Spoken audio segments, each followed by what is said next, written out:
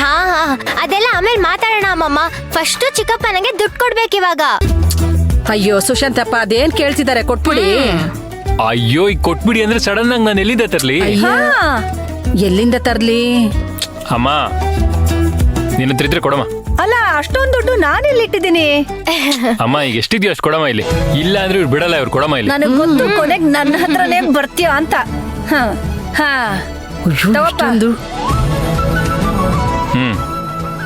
ತಗೋ ವರ್ಷ. ಇದೇನ್ 10 ಲಕ್ಷನ ಚಿಕ್ಕಪ್ಪ? ನಾನ್ ತಗೊಳಲ್ಲ. 10 ಲಕ್ಷ ಕೊಟ್ರೇನೆ ನಾನು ಒಳಗಡೆ ಬಿಡೋದು.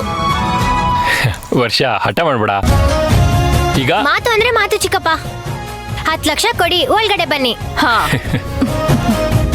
ಚಿಕ್ಕಿ ನೀವಾದ್ರೂ ಹೇಳಿ ಚಿಕ್ಕಿ. ಅಲ್ಲ ಇದ್ದಕ್ಕಿದ್ದ ಹಾಗೆ 10 ಲಕ್ಷ ಎಲ್ಲಿಂದ ನಿಜ. ಸರಿ ಏನ್ ಮಾಡೋದು ಅದನ್ನಾದ್ರೂ ಹೇಳಿ. ಸರಿ ವರ್ಷ ಅವ್ನ್ ಕೆಲ್ಸ ಮಾಡು. ಈಗ ಇದನ್ನ ಅಡ್ವಾನ್ಸ್ ಅಂತ ಇಟ್ಕೋ. ತಗೋ, ನಾನು ಮಿಕ್ಕಿದ ಆಮೇಲೆ ಕೊಡ್ತೀನಿ. ಪಕ್ಕ 100% ಕೊಡ್ತೀನಿ. ಚಿಕ್ಕಿ ಚಿಕ್ಕಪ್ಪಂಗೆ ನೀವೇ ಗ್ಯಾರಂಟಿ? ಹಾ 100%. ಚಿಕ್ಕಪ್ಪ ಏನಾದ್ರೂ ಕೊಡ್ಲಿಲ್ಲ ಅಂದ್ರೆ ನೀವೇ ಕೊಡಿಸ್ಬೇಕು. ಪಕ್ಕ. ಸರಿ ಇಸ್ಕೋ ಮೊದ್ಲು. ಇಸ್ಕೊಳಮ್ಮ. ಬಲ್ಗಾಲಿಟ್ಟು ಒಳಗ್ ಬಾಮ್ಮ.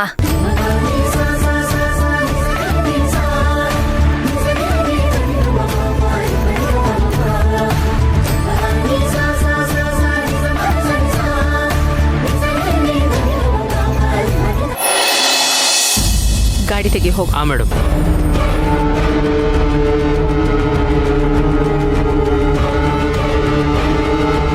ಆ ವೀರಣ್ಣ ನನ್ನ ಕೈ ಮುರಿದು ಈ ರೀತಿ ಮಾಡಿದನಲ್ಲ, ಅವನ ಅಡ್ಡ ಬರ್ದೇ ಹೋಗಿದ್ರೆ ಆ ಶಾಂತಿ ಕತೆನ ಮುಗಿಸ್ಬಿಡ್ತಿದ್ದೆ. ತಲೆ ಕೆಡಿಸ್ಕೋಬೇಡ ಮಂತ್ರ. ಎಲ್ಲ ಇಷ್ಟಕ್ಕೆ ಮುಗ್ದೋಯ್ತು ಅನ್ಕೊಂಡಿದ್ಯಾ? ಇಲ್ಲ ಕಣೆ, ನಾವು ಪೂರ್ತಿ ಸೋತ್ ಹೋದ್ವಿ. ನನಗದನ್ನ ಸಹಿಸ್ಕೊಳಕ್ಕಾಗ್ತಾ ಇಲ್ಲ.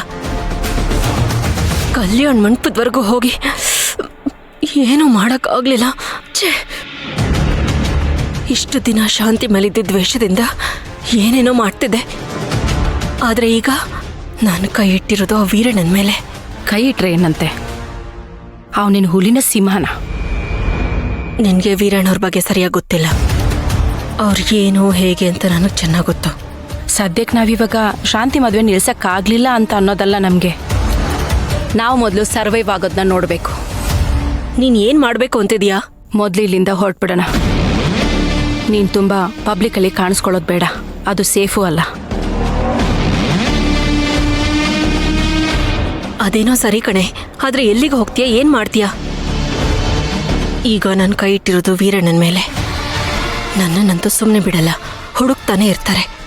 ಆ ಭಯ ನನಗೆ ಕಾಡ್ತಾ ಇದೆ. ನೀನು ಹೇಳ್ತಿರೋದೇನೋ ಸರಿನೇ ಮಂತ್ರ. ಇದ್ದಿದ್ದ ಮನೇನೋ ಖಾಲಿ ಮಾಡಿ ಬಂದ್ಬಿಟ್ವಿ.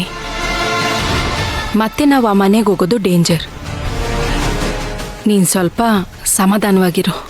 ನೀನು ಏನೂ ತಿಳ್ಕೊಳ್ಳೋದಿಲ್ಲ ಅಂದರೆ ನಾನಿನ್ನ ಒಂದು ಕಡೆ ಕರ್ಕೊಂಡೋಗ್ತೀನಿ, ಬರ್ತೀಯಾ? ಅಲ್ಲಿದ್ದರೆ ಸದ್ಯಕ್ಕೆ ನಮ್ಮನ್ನು ಯಾರೂ ಕಂಡಿಡಿಯೋಕ್ಕಾಗಲ್ಲ. ಅದೇ ಎಲ್ಲಿಗೆ? ಅದು ನೀನಿರೋ ಜಾಗ ಥರ ಹೈ ಕ್ಲಾಸ್ ಅಂತೂ ಅಲ್ಲ, ಅದು ಸ್ವಲ್ಪ ಲೋ ಕ್ಲಾಸ್.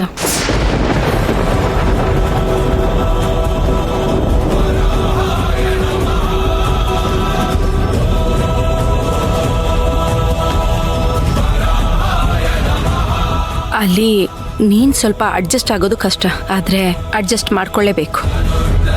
ಆ ಜಾಗದಲ್ಲಿದ್ರೇ ನಾವು ಸೇಫ್ ಆಗಿರೋದಕ್ಕೆ ಸಾಧ್ಯ. ಏಯ್, ಅದಕ್ಕಿನ ಜಾಗದ ಹೆಸರಿಲ್ವಾ? ಅದು ಒಂಥರ ಸ್ಲಮ್ ಏರಿಯಾ ಕಣೆ. ಸ್ಲಮ್ಮ? ಏನೇ ಹೀಗೆ ಹೇಳ್ತಿದ್ಯಾ? ನೋಡು, ನಾವು ಅಲ್ಲಿದ್ರೇ ಸೇಫು. ಕಲ್ಯಾಣ ಮಂಟಪದಲ್ಲಿ ವೀರಣ್ಣ ನಿನ್ನ ಗಂಡ ಸಮೇತವಾಗಿ ಹಿಡಿದಿದ್ದಾರೆ. ಅವರು ಏನು ಆ್ಯಕ್ಷನ್ ತಗೋತಾರೆ ಅಂತ ನಮಗೆ ಗೊತ್ತಿಲ್ಲ. ಅದಕ್ಕೆ ನಾನು ಆ ಜಾಗಕ್ಕೆ ಹೋಗೋಣ ಅಂತ ಹೇಳ್ತಿರೋದು. ಸ್ವಲ್ಪ ದಿನ ಅಷ್ಟೇ ಕಣೆ. ನಮ್ಮ ಬಲ ಹೆಚ್ಚು ಮಾಡಿಕೊಂಡು ಆಮೇಲೆ ಬೇರೆ ಕಡೆ ಶಿಫ್ಟ್ ಆಗೋಣ.